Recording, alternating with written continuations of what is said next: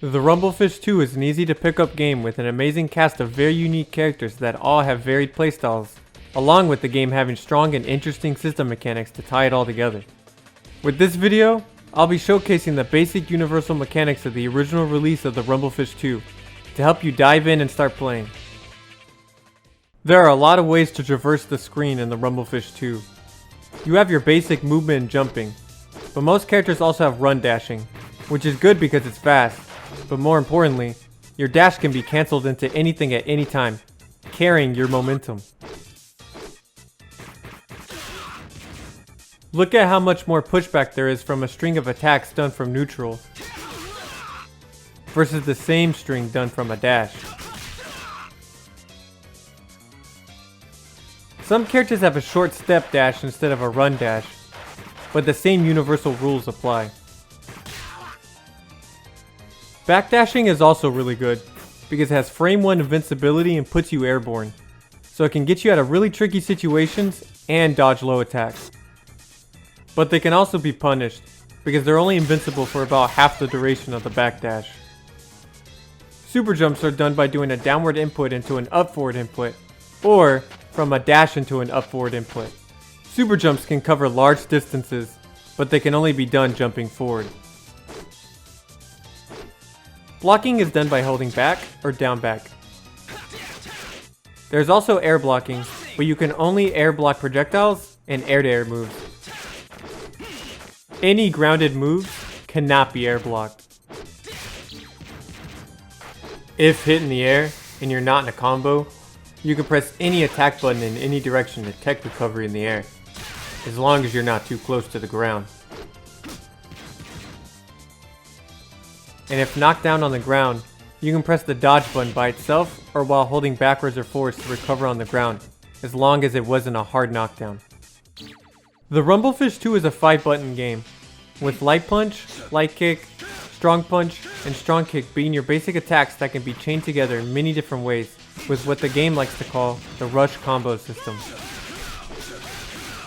Essentially, any light button can chain into any other button, and any strong button can chain into any other strong button, as long as no button in the chain repeats. So standing Light Punch into Light Kick into Strong Punch into Strong Kick works, but so does crouching Light Kick into standing Strong Kick into crouching Strong Punch. It's very freeform. The last button is the dodge button, which gives the player a forward moving dodge that has upper and mid body invincibility, but can still be thrown. Normals can also cancel the dodge, but you don't keep the dash momentum. This dodge can help get by certain projectiles, go past jump-ins, and get you in safely during neutral. Dodging while crouching will make the player do a short hop, which can dodge low attacks and allow you to apply fast air pressure. Pressing dodge while jumping will stop all air momentum and give your character slight invincibility before falling down. It's very risky and easy to punish. And finally, those are done by doing forward or backward strong punch and come out instantly with no whiff animation and are teched the same way. You can option select throws by inputting a light attack with a strong punch, so if you aren't able to grab the opponent, a light attack will come out instead.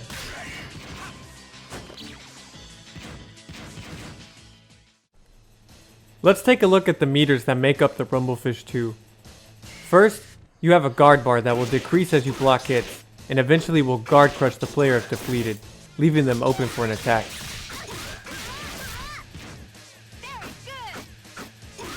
It refills on its own once the player stops blocking. Then we have the game's two most important meters, the offensive and defensive bars. There are 3 stocks of each, and they can be used together or separately in different ways. Let's start with the offensive bar, which is filled by hitting the opponent or making them block. Once you have 1 stock, you can then perform an impact blow, which is done by double tapping the dodge button on certain moves to take away the opponent's ability to tech into recovery. You also have offensive arts for 1 stock of offensive bar, which is Rumblefish's basic super that causes a hard knockdown. Some special moves can be cancelled into offensive arts, but not all of them. There is also the Jolt Attack, done by pressing both flight buttons with one stock of offensive bar. It's an unblockable move that sets up for big juggles when you hit a grounded opponent, or a small ground bounce when hitting an airborne opponent. And finally, you can also perform an advanced attack with one stock of offensive bar, done by pressing both strong punch and kicks. The advanced attack turns your character into a moving hitbox, and can be cancelled into any normal on hit, block, or even whiff. It can be used as a combo extension, a frame trap, or even a desperate attempt at winning neutral. Now moving on to the defensive bar, which fills on its own passively and by blocking attacks successfully, but not getting hit. Notice that the defensive bar fills up faster when blocking while standing versus blocking while crouching.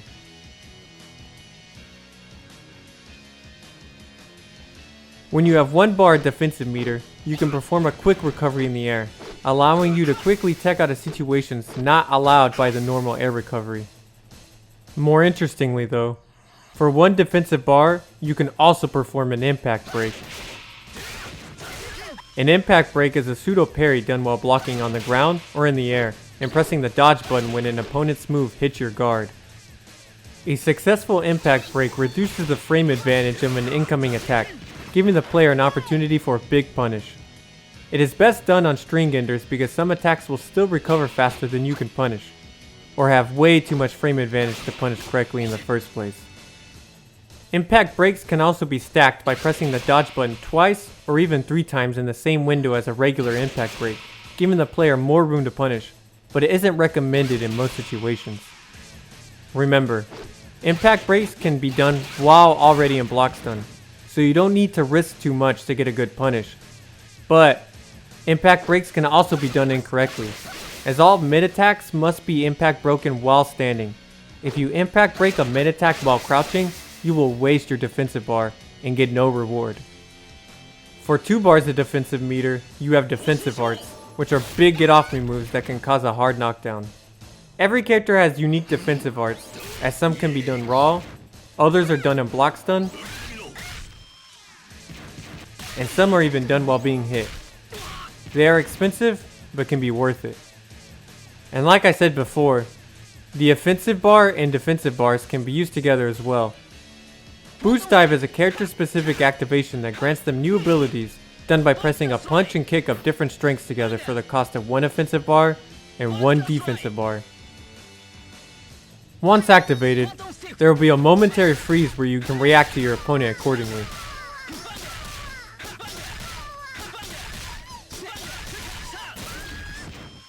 Boost Dives vary greatly, as every character gets something totally unique and special to them. Then last but not least, if you save up all 6 of your bars together, you have access to your character's critical art, which are supers that do huge damage. For most characters, you won't see critical art show up too often, but they're cool nonetheless. And those are all the basic system mechanics for the Rumblefish 2.